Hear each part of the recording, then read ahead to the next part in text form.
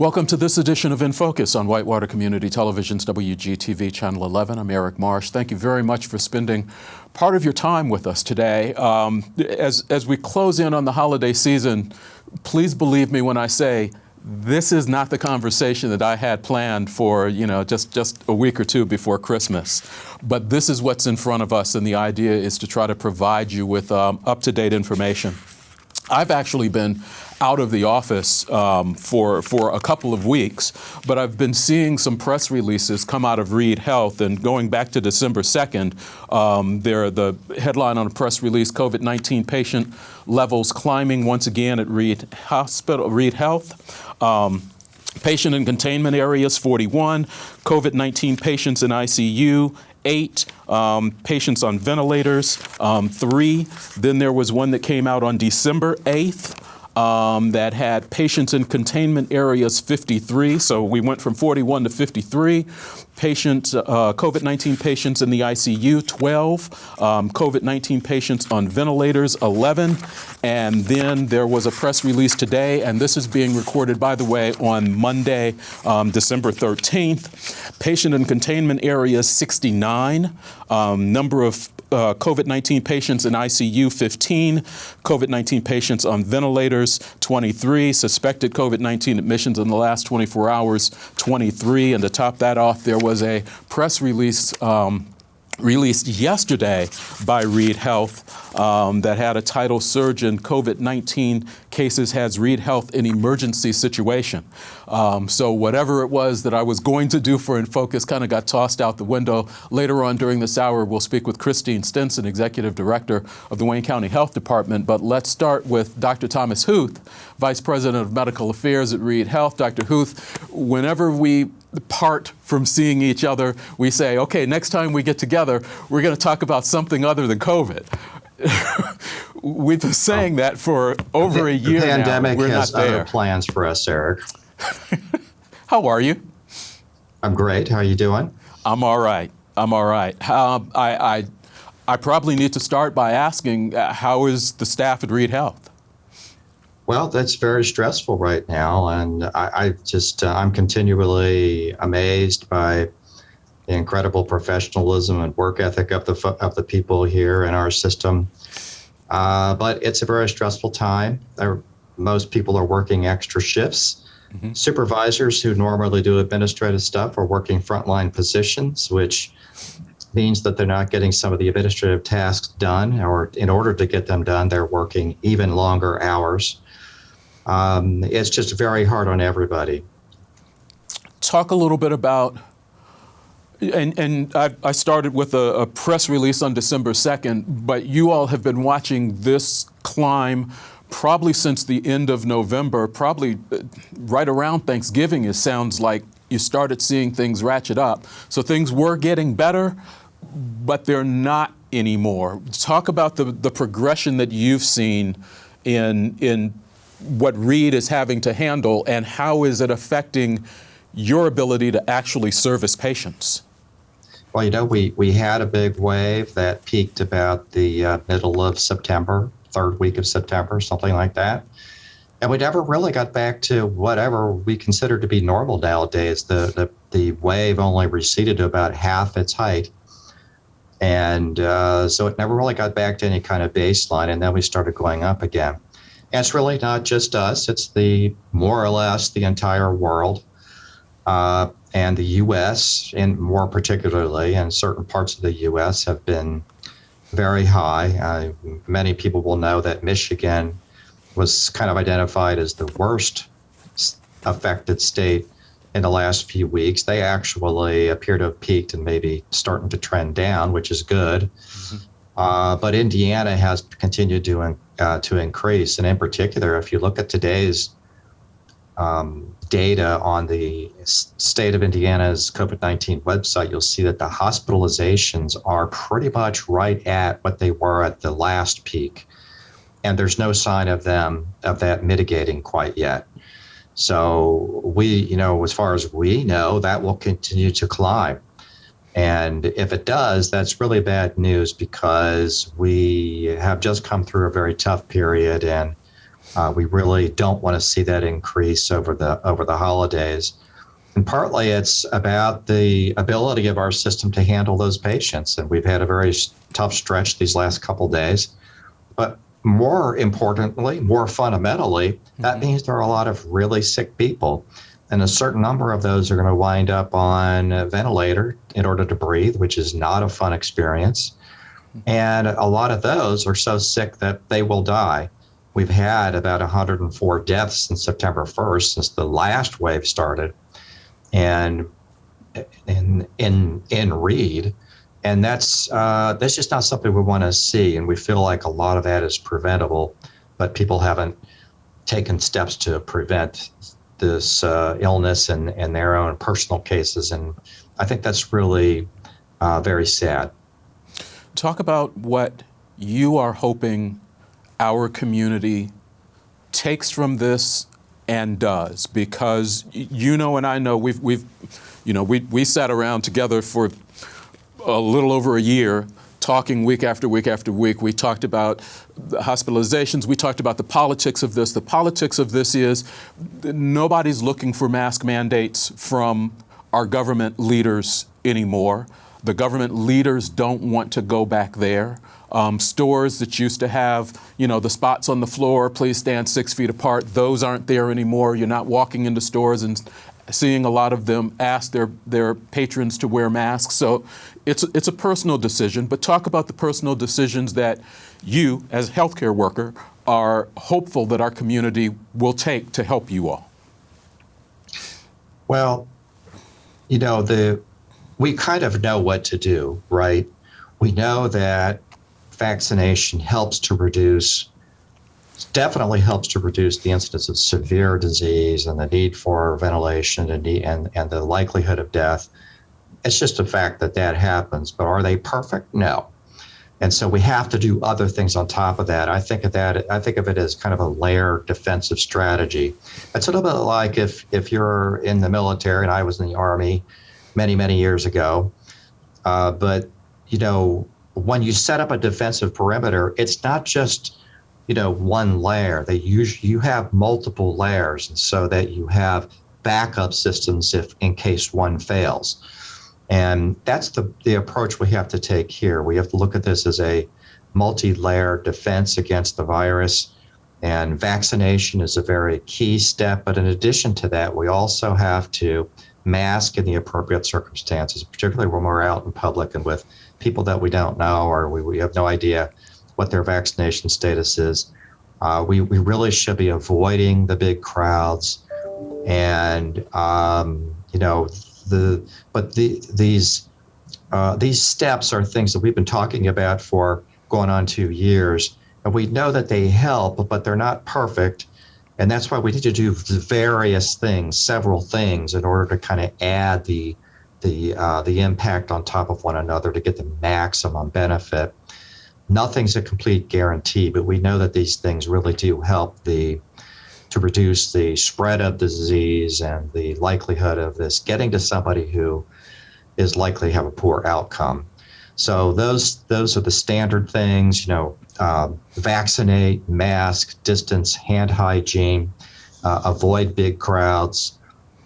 And that's not the kind of message that we necessarily want to be talking about at Christmas time, when we're looking to get back to, more normal celebration routines that we're all used to and hoping for from the past. But that's not this year. This year is going to be very different again, unfortunately.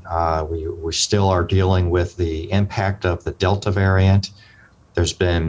While the Omicron variant has been detected in the U.S., it's not a big factor here. This is still all Delta variant.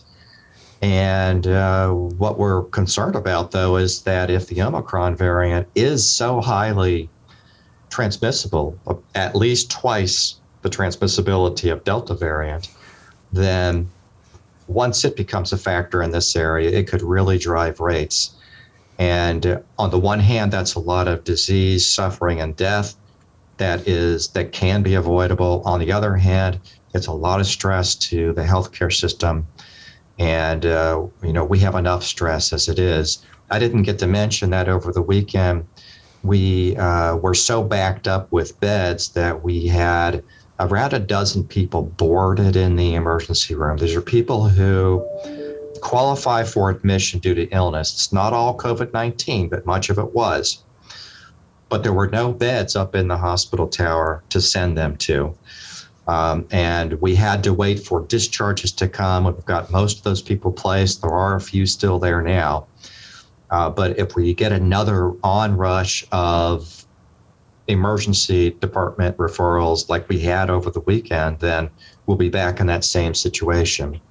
And the problem there is not that we lack space so much. We do have one overflow area that's partially full, but we have other space we could open up as for overflow if needed. Mm-hmm. But the problem really is the staffing. We don't have the staffing that we once had. The staffing has declined. Our open positions have increased. And this is all a part and parcel with what's being called the Great Resignation, people leaving employment. And it's especially bad in healthcare because, the healthcare systems are shorthanded, and those who remain are being asked to do more and more in more difficult circumstances. And so that's a sort of self-reinforcing negative cycle that drives more people out of the healthcare sector of the the economic realm. Mm-hmm. And it's very difficult to overcome. It's not just a matter of money. We've given raises, we give bonuses, we give incentives of various sorts, but there's only so much you can overcome with monetary incentive. And what really needs to change is we need to keep the levels of the highly stressful illnesses and work situations down so that people will feel more fulfilled and less overworked and stressed with their normal work routines. So there are a number of factors coming into play here, but this problem affects not just Reid. This is a problem all through the healthcare industry. And so as a consequence, this weekend, when we had so many people backed up in the emergency room, part of the issue was not only didn't we have a place to put these patients, but we couldn't find any other hospitals or health systems to take them because they all have exactly the same problem we do. And they're all working under various forms of emergency conditions where they're taking less referrals, and it becomes very difficult to place patients in other systems. And that's a very difficult and unfortunate situation. And it led yesterday and the day before to us having to basically take care of people in the emergency room that we would not normally keep there for their routine care. And that's not really the best care for them. We have these other beds and units in the hospital that are designed to take care of those people more efficiently. Mm-hmm. So the emergency room is not the best place for them, but it's all we had. And that's the situation we need to try to avoid. And it's going to come down to people working harder to prevent the spread so that in a week or two or three, we'll have less demand for that type of need. And but we all have to play a role in that. We have to vaccinate, boost, distance, mask, and be mindful of our responsibilities to others, that we don't accidentally become the root of spread to people who are likely to become very ill with this disease. You're watching In Focus on Whitewater Community Television's WGTV Channel 11. We're spending some time with Dr. Thomas Huth, Vice President, Medical Affairs, Reid Health. In a little while, we'll have a conversation with Christine Stinson, Executive Director of the Wayne County Health Department. I want to get you to talk a little bit about what you're hearing as far as the difference between the Delta and the Omicron variants. But I'm curious about the Great Recession that you're seeing in healthcare, and I'm curious, in a smaller community like Richmond, Wayne County, the stress level from COVID has really ratcheted things up well beyond where they normally would be. Obviously, if you get to an Indianapolis, Chicago, New York, they're used to a high-stress area. Are they seeing the same issues with staffing as you all are here? So is it just a rural versus a city thing, or is this truly across the medical spectrum? Well, rural health systems like ours have always had, and smaller, have always had additional challenges to recruiting highly skilled professionals like nurses and technicians and doctors. And as long as I've been in this business, that's been a challenge because many young people, newly trained in technical areas, it's hard for them to envision themselves working in a rural area. And we have very often found that people will take less money, much higher cost of living in order to work in a larger system in a big city, particularly if it's on a coast.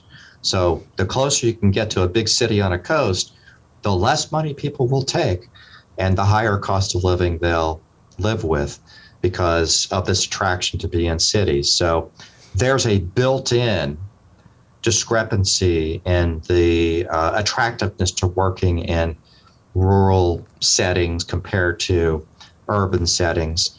And so it takes kind of a special person who really can kind of see themselves working in a rural area. And very often it's people who themselves grew up in rural areas and kind of understand that environment and want to raise their families there and that kind of thing. But on the other hand, in a big city where people want to be, that effect is less of an issue, but at the same time, there's more competition for those people in those environments. So there'll be multiple health systems looking for the very same people. They're basically shopping in the same pool. And so they can, that competition for those people in the urban areas can be pretty intense.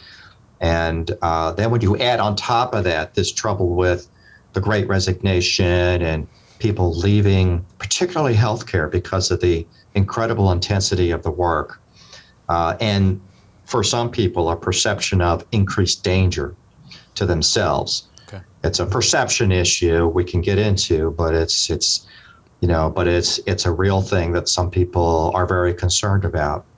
In a larger city, in all the larger cities, they're having that same trouble with the Great Resignation effects for that reason. There's in a big city hospital, they tend to have higher acuity patients than most rural health systems. And so there may be even more of this perception of higher intensity work, more personal danger, and more personal risk, I should call it. And so that kind of works against them in that environment. So when you net all that out, there's pretty much the same degree of reduction of availability of staffing all across the board. And we've had health systems in Indianapolis, as an example, just this weekend tell us, hey, our problem is not bed space. We've got bed space. We don't have the staff to take care of these people, so we can't accept outside referrals because we've got our own emergency rooms pumping in sick people, and we have to take care of those first. So that is something we've heard over and over from even the biggest systems in Indy and in Dayton and Cincinnati, where we could not send people this weekend. Got about 9 minutes left. I'd like you to talk about, because I know you follow this and research this. Can you talk about from the time we first heard about COVID-19 till the time the Delta variant came in and now the Omicron variant? Talk about what you're hearing in the differences in the spread. You mentioned that Omicron sounds like maybe it's a little bit more transmissible. Can you talk a little bit about what you're expecting from that, what you're hearing from that, even though it's relatively new? Well, when you look at the original generation of coronavirus, and then you move on to we've actually had several different variants. The biggest one that has had the most impact, and we're still suffering from now, is the Delta variant. Compared to the original generation of virus, the Delta variant is probably about 4 times more transmissible, at least that. And the Omicron variant that we all think is coming, we haven't experienced it yet. in this area, but it's probably going to be the next big thing. That's probably at least twice the transmissibility of Delta variant. So that's the bad news. The good news, if there is any, is that so far, and this is really based on experience from South Africa, their cases have tended to be younger and less likely to need hospitalization. But there are lots of caveats around that. We don't know whether we can expect that to be the case here. And even if it is, we don't know whether just the absolute numbers of people coming to the emergency room, having to be admitted to the hospital, ventilator rates and death rates, we don't know what impact that's going to have on that, because we have a very different population. We have a population that's much older. We have a population that's more likely to be vaccinated. That might be helpful. But we also think that the Omicron variant can overcome the normal levels of vaccination. There was a couple of key early studies, one from actually from Israel, where they've done they've looked at the neutralizing antibody rates and people who've previously had one of the earlier generations of the virus and how well their antibodies neutralize Omicron variant, and the answer is very poorly. So then there is also information from the United Kingdom, from their National Health Service has looked at the improvements in antibodies that come about from vaccination, how many vaccination shots you've had, depending on the product that's used. And there they use a lot of AstraZeneca, which we don't have in the U.S., but they also have Pfizer and Johnson & Johnson. They've looked at different combinations of these vaccines in multiple shots over time, and found that you need at least 3 shots of all of them, and in order to generate significant benefit or effectiveness against Omicron. And it's never all the way up to what the vaccines were for the previous generations of virus, but it is much improved. You can probably get up to the 75% efficacy rate with booster shots, basically, and particularly booster shots that include the Pfizer, one of the mRNA vaccines, Pfizer, or probably Moderna would be the same way, but they looked at Pfizer. Any combination of shots that includes one of the mRNA vaccines seems to get the best impact, and that's about a 75% effectiveness rate. And that's where you have to think back and remember when Pfizer and Moderna first came out, just 2 shots of those for the original generation of virus produced about 95% effectiveness for protection from severe disease. And so multiple shots that include an mRNA vaccine probably will get us to about 75 to 80% effectiveness from Omicron. So it does seem to evade the vaccination immunity a little bit, but this is not an all or nothing phenomenon. It's more of a graded approach where it's on a scale or on a, it's reduced significantly, but it's not zero, and it can be improved by booster shots. So that's a great indication that those who can qualify for extra shots now should get them. There are many people who should have gotten 3 shots to begin with, and there are certain people with certain underlying health conditions who really should have gotten 3rd shots. That's a different conversation from booster shots. Booster shots are 6 months after an initial series, whether or not that included a 3rd shot. And many, many people can qualify for booster shots and have not done that yet. And so this is a great wake-up call to go get that booster shot and to get that effectiveness level back up to the 75, 80% range, which is not bad for a vaccine, but it is less than what we originally had against the original version of the virus. So booster shots, and then also people need to just start getting the shots in if they've not been vaccinated at all. There are just way too many people who have avoided it or just aren't paying attention to the whole thing, don't perceive COVID-19 as a risk to them. And, I'm not sure how to get through to people like that, except that we need to start thinking about our responsibility to others in society. Even if I'm not likely to get very sick because I don't have very many, I'm not that old, and I don't have a lot of high-risk comorbid conditions. Mm-hmm.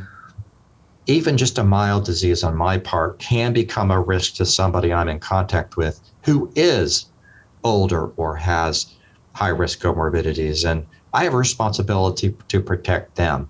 So that's why I have gotten vaccinated. That's why I got boosted, and I think everybody needs to look at it that way. Okay. Dr. Thomas Huth, Vice President of Medical Affairs at Reid Health. Sometime we're going to sit down, we're going to have a conversation about something other than this. I hope I can talk about it, because we've talked about nothing but this for 2 years, and I'm not sure I can talk about anything else at this point. I'm sure you're looking forward to it. Thank you very much for the time, as always. Really do appreciate it. I hope you are able to enjoy some of your holiday season. Well, same to you, Eric, and your viewers too. Love you all, and I hope to be back again with you soon. Thank you. We'll be back with more In Focus in just a moment.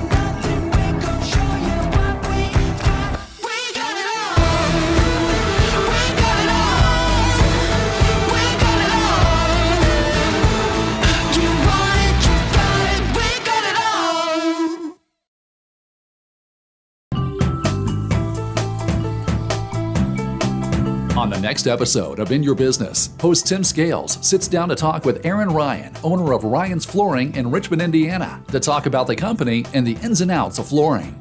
By naming it Ryan's Flooring, I mean, everybody knew my father, everybody knew me. That was the only name it could ever be, because, when we first opened. You can catch this episode and other episodes Tuesdays at 9:30 p.m. on WETV Channel 20. We all want to remain in our home, but sometimes obstacles in the environment stand in the way of our independence. Things like going up a few stairs can be insurmountable. Getting to the store can be complicated. Clearly hearing a speaker in order to be part of the conversation can be overwhelming. Everyday reading can be more stressful than relaxing. Even pouring coffee can turn into a hot mess when it is difficult to know how much liquid is in the cup. The Independent Living Center of Eastern Indiana is an information and resource center that empowers people with disabilities. Check us out and learn about what we offer to assist people who wish to remain independent and at home.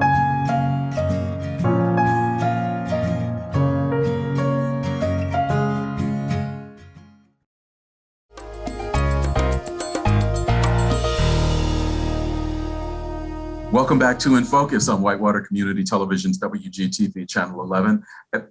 For those of you that are really into the continuity thing, yes, I am in a different shirt. This is being recorded on a different day than the first half of the show. We had a chance to talk to Dr. Huth from Reid Health. As I mentioned during that interview or during that conversation, we're now having a chance to talk to Christine Stinson, Executive Director, Wayne County Health Department. I'm going to kind of start my conversation with you the way I started my conversation with Dr. Huth, and I know you haven't seen it or heard it, but relating back to where this kind of latest surge came from and how long we've kind of been in this uptick. There was a press release from the health department back on November 16th.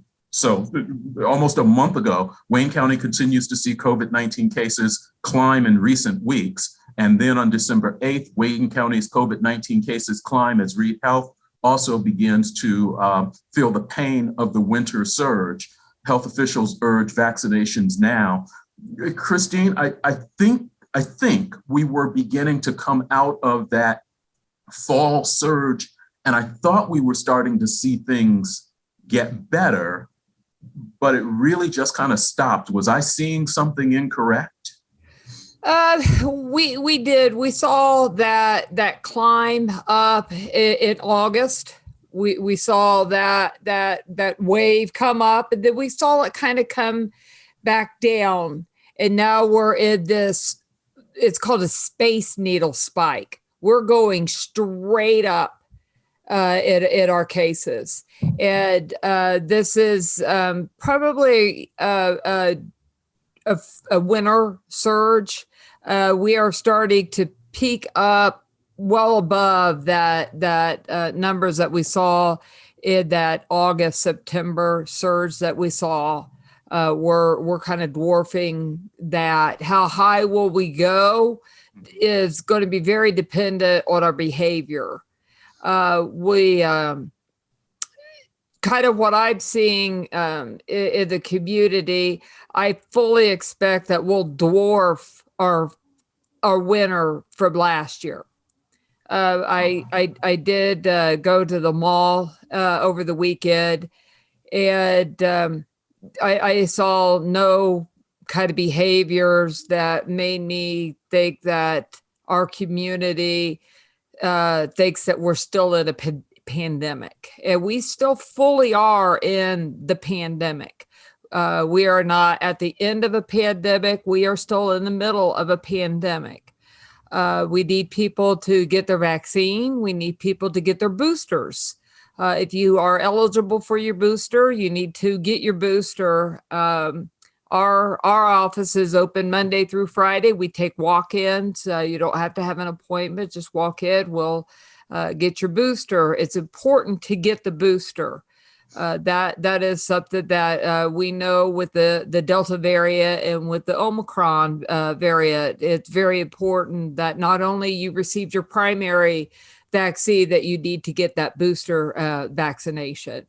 But wearing masks, socially distancing, hand washing, keep your hands out of your eyes, your mouth, and all of those things, socially distancing yourself, not being in crowded areas. If you are indoors, having a mask on. These are the things that we still need to practice when we're in the middle of a respiratory pandemic. And we are still in a respiratory pandemic. I'm gonna backtrack and then kind of come forward. You mentioned boosters. Just for those who really are not following this closely, because the whole booster thing is still a little new. They're still continuing to add. Who all is actually eligible for a booster right now? So now they've added 16 and 17-year-olds. So anyone 16 and older could get a booster. So if you're 16 and you're 6 months past your primary booster shot, so long as you've received the Pfizer and the Moderna, you're eligible for a booster shot. If you receive the Johnson & Johnson, if you're 2 months past getting your primary booster, you're eligible for your booster vaccination. Okay, so 6 months beyond the Moderna and the Pfizer, 2 months beyond Johnson & Johnson. That I have to say, that's the first time I've heard that particular number. Why is that the case? It seems I wasn't in on that meeting. It has to do with the Moderna and the Pfizer are the messenger RNA, and the Johnson & Johnson is the more traditional vaccine. and it's eligible for a booster after 2 months, and they've looked at the efficacy, and it's when it's ready to have that boost in its dosage. Are we in a situation, Christine, from what you see and what you hear, that states we're going to have to continue boosting? I mean, there were people who lined up right away when the first vaccine came out. Yeah. They did their 2 shots. Now it's 6 months later and we're talking about a booster. Are we in a situation where we're talking about having to get a shot every 6 months? And do you think that's going to begin to drive some people away from getting vaccinated? I mean, there's only so many times people want to stick their arm out to get a shot.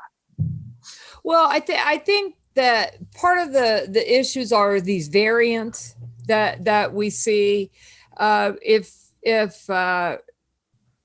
The more our population gets vaccinated, if we could have gotten 90% of our population vaccinated, and we didn't have, Delta variant, Omicron variant, the Lambda variant, these variants that came about, and we didn't have the ability for the mutations, then perhaps we would have been able to go longer in between needing boosting.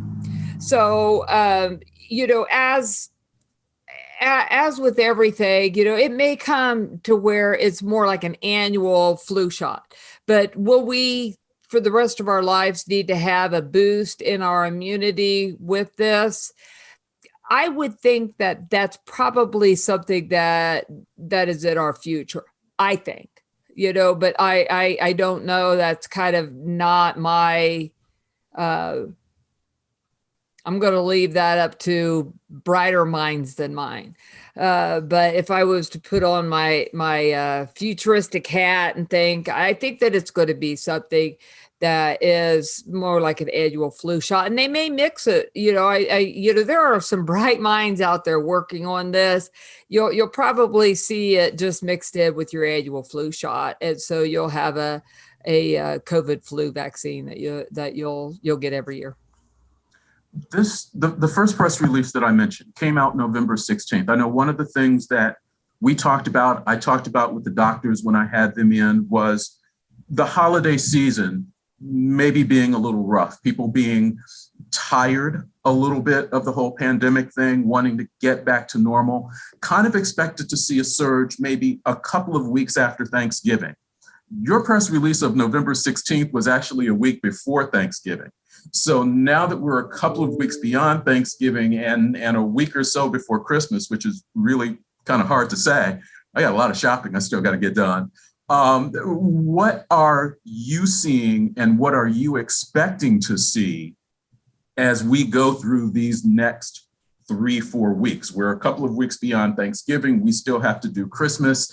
You mentioned not seeing a lot of masks. I've been out in a couple of places, not seeing a lot of masking, not seeing a ton of social distancing. How do we help ourselves here? I would caution people, to have gatherings very, very small, again, go back to the nucleus family gatherings, keep each other safe, keep elderly family members safe.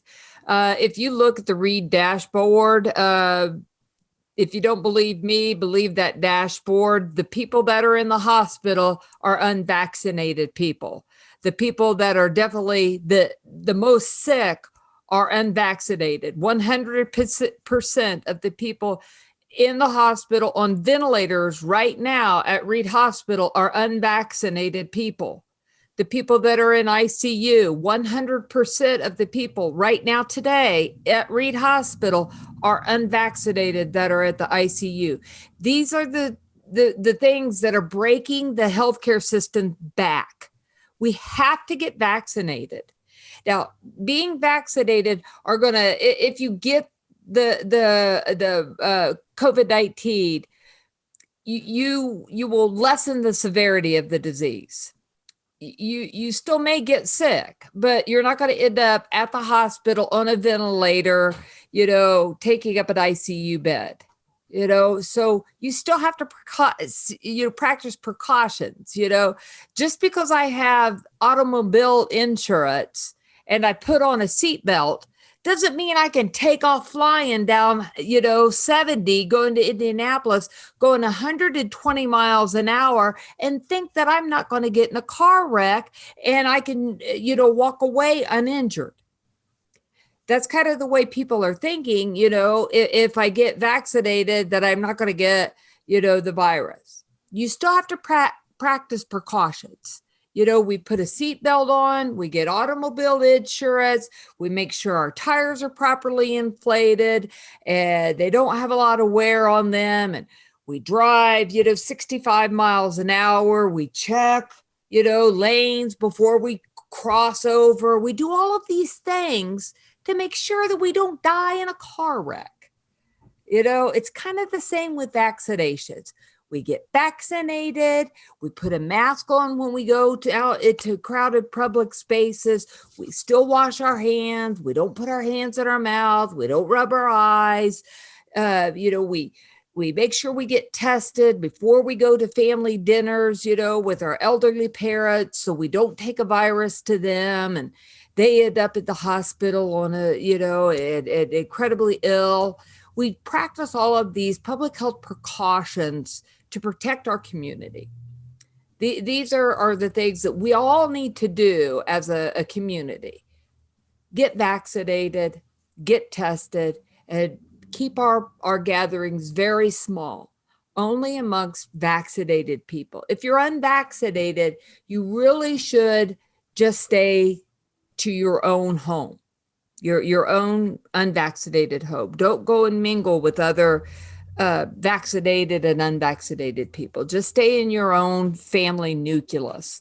That's the best protection you could do for the community. Watching in focus on Whitewater Community Television's WGTV Channel 11, we're talking with Christine Stinson, Executive Director of the Wayne County Health Department. How's the flu season going and how are flu shots going? Flu shots are going about as normal.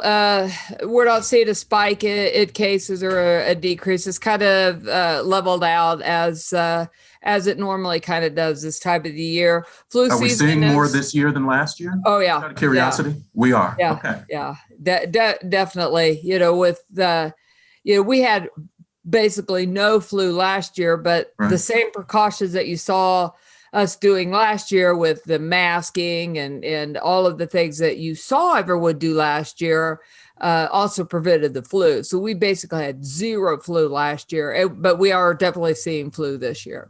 And I think it's influenza A mostly that we're seeing going around the community. Let's talk about, if you would, for a little bit, where the health department is, especially over these next couple of weeks, as far as for people who want to get vaccinated, for people who need to get tested. I know that you had begun to expand out into the counties. You were Northeastern School, you were at the Nettle Creek Hardware, you were in Cambridge City at the Gole Center. You were adding vaccinations to some of those beyond testing. Can you talk about how those programs have expanded, if they have, since we had a chance to last talk? Sure. We're still at those sites. So Monday, we still are at so Monday through Saturday for testing, we're still at the Elder Beerman building. One thing that is changing, though, is rapid testing is getting very, very sparse. The state is severely limited in being able to get us the rapid testing. So you may start seeing a limit on who is getting rapid testing at our testing sites. And that's only because we don't have them. When we have them, you'll get them. When we don't have them, you won't get them. So don't always count on the ability to get a rapid test. But Gravity, they guarantee their PCR test, which is still considered the gold standard test, will get back to you the next day by 5 p.m. So if you're tested on Monday at 4:00 in the afternoon, you will have it back. I'm sorry, they're not there on Mondays. They're there on Tuesday. If you're tested by Gravity on Tuesday, they will have it back to you Wednesday by 5 p.m. So you'll have it the next day by 5 p.m. Okay. So that's up to the department. And they also are there on Saturdays. So we have PCR testing Monday through Saturday there at the Elder Beerman building. And then our mobile sites are out Wednesday, Thursday, and Friday. Wednesday, we're in Hagerstown at the Ace Hardware parking lot. Thursday, we're at the administration building at the Northeastern Schools there in Fountain City. And Friday, we are at the parking lot at the Golay Center on the west side of the building. So Thursday, Friday, we have vaccinators there. You could get any COVID shot, whether it's your primary series, your booster shot, or a flu shot. Now, that's an expansion of what you were able to do. Do you not have vaccinators in Northeastern? Did I miss? Hagerstown is where I don't have a vaccinator. Yeah. Okay. Northeastern and the Golay Center, I have a vaccinator. I just have not been able to find anyone to be able to be there at the Golay Center or Hagerstown. Hagerstown. So putting a plug out there, if anyone is interested and wants to work for the health department on Wednesdays, I'm looking for a vaccinator. Okay.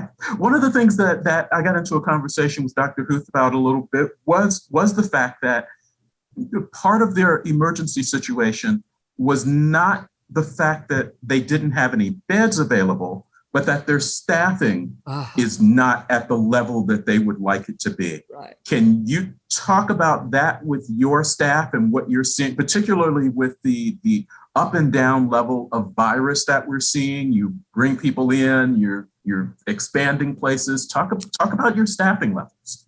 Yeah, it's tough. One of the things you said, Eric, was, people are tired of this. People are tired of this. Who has two thumbs and is really tired of this pandemic? This gal right here. No one is more tired of this than I am. I would love nothing more than to just wipe my hands and say, we're done. I'm done playing with COVID-19. I am exhausted. My staff is exhausted with this. We are all exhausted. We would love to be done with it. But the virus isn't done with us. The virus is not done with this community. And so therefore, we can't be done. It's exhausting. Our staff is exhausted. We've worked very, very, very hard for 2 years. We take some of the most vile and hateful phone calls from people. We hear it. We know that you're tired of it. We hear it from you, but we come back the next day and we do it all over again. We provide the vaccine, we provide the testing, we provide birth certificates and death certificates and everything else that the health department does. Eric, I forgot your question. I went down a rabbit hole. It's okay. We were talking about staffing, and we were talking about your staff, and the things that one of the first questions I asked Dr. Huth was, how is the staff? And that in our healthcare system these days is not a throwaway question. It's tough. I have some of the best staff. I really, really do. They put up with a lot of tough things to hear, tough things to deal with. But it is hard because we're ever expanding. We're always needing more people. More people to do vaccines, more people to do testing. It's a hard market to find staffing. Medical staff right now is the hardest market to bring more people on, but I cannot say enough about the health department staff that I have. It's a mighty health department that we have that puts up with a lot of ask, and it's always, can you do more? And I always hear, sure, I can do that. I can do that, Christine. It's rarely a no, I can't do that. It's always, yep, I could do that. So if I could, duplicate my staff, I surely would, because they are a great staff, and I don't think I'm nearly enough yet, but yet I think them every day. So. You've got a health board meeting this Thursday. We're talking on Tuesday, the 14th. You've got a health board meeting on the 16th. This will air after your health board meeting. What are you going to tell them about where the level of virus is in this community based on what people are used to hearing? Our color code system: blue, yeah, everybody takes a deep breath; yellow, start to get a little; orange, you go in, and by the time it gets red, everybody's just kind of, where are we with the color coding system? Where are we with our positivity rate this middle of the week in December? Well, we're orange, and we've kind of been holding that line on orange, where, some of the counties around us are red. Just below us is red, and kind of just above us is red. And we're kind of, holding that line like we've done several times. We hold that line. Our positivity is red. If you look at our cases per 100,000, I should say, is red. Would you break it down? But every county in the state is red for cases per 100,000. So it's really a tightrope that we're walking right now. It's an orange at kind of that kind of an orange. It's not, oh, good, we're orange. It's we're orange and going down. It's how do we do that? So we have to look at our behaviors, and do our part. And that's, kind of that Michael Jackson song, I'm looking at the man in the mirror and I'm asking him to do more, So what are you doing, to keep the positivity rate down in Wayne County? And, I'm looking at you. I'm looking at you in the mirror. What are you doing, to do it? Are you wearing your mask? Are you doing your part to do this? Are you asking, your kids, are you keeping your mask on? Are you washing your heads? Are you doing your part? We all have to do our part. We are a community. We're not islands upon ourselves. We're a community that rely on each other, to get through this.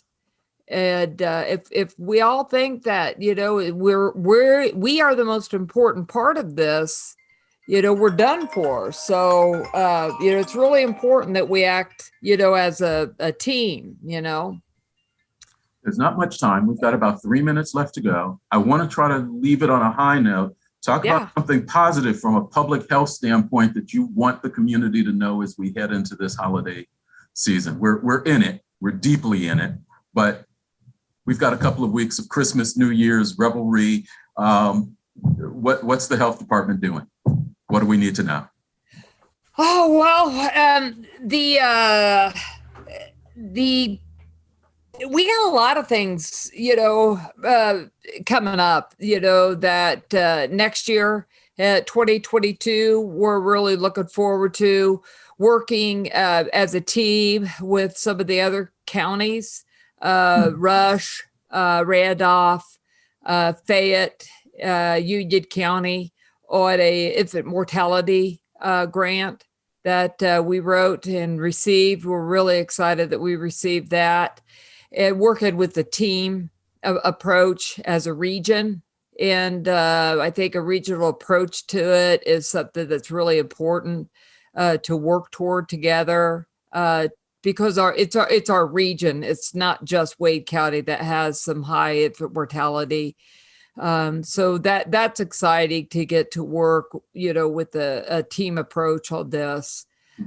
So we're really looking forward to that and being able to work with some new parents and working with some sleeping patterns and things like that. So I'm really looking forward to that. And that was kind of one of the first things that I did out of college.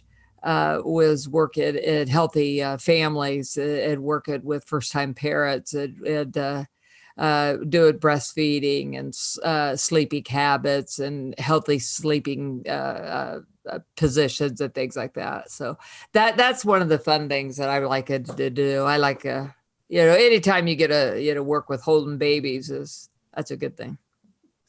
That at least got a little smile on your face. Yeah. And we get to give away things like cribs and those pack and plays, swaddlers, and so yeah, we'll have some fun things, better than a mask. Although if you need a box of masks, stop by the health department. I have plenty of masks. Stop by the health department and I'll give you a box of masks for Christmas. There you go. Christine, like I say, at least we got a smile on your face at the end of this. So yeah, hopefully we can see more of that as we get to 2022 so that we can. I hope so. You all can begin to enjoy the idea of public health and creating and helping keep a safe Wayne County. As always, Christine, I appreciate your time. I appreciate your candor. I appreciate you and your staff and what you all have done and been through over the last couple of years. Thank you very much. I hope you are able to enjoy some of your holiday season. Eric, I appreciate you so very much. I hope you and your family have a very happy holiday, and thank you for everything you've done over the years for us. Thank you. And thank you for watching this week's In Focus on Whitewater Community Television's WGTV Channel 11. I hope you have a great holiday season. And as always, I wish you well.